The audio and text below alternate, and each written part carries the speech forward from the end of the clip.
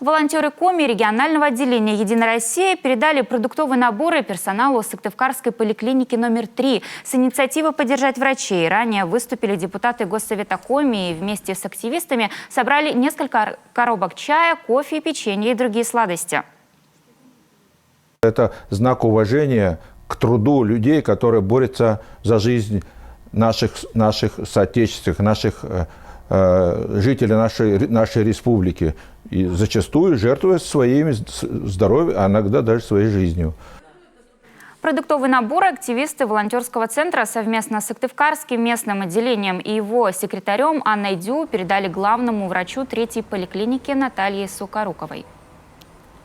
Хочется от всей души поблагодарить волонтеров партии «Единая Россия» за заботу и помощь нашим медицинским работникам, прочему персоналу поликлиники, которому сейчас приходится очень нелегко. Приятно получать такие подарки, приятно понимать, что наш труд не безразличен людям.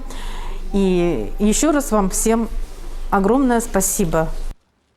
В это же время волонтеры Печорского местного отделения «Единой России» привезли в районную больницу питьевую воду и бытовую технику, 2 микроволновки и термопод.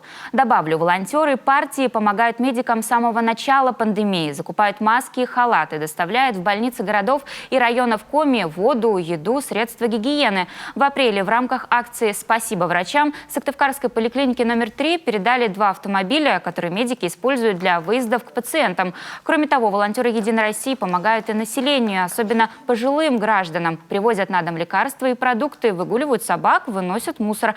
А в правозащитных центрах оказывают бесплатную юридическую помощь.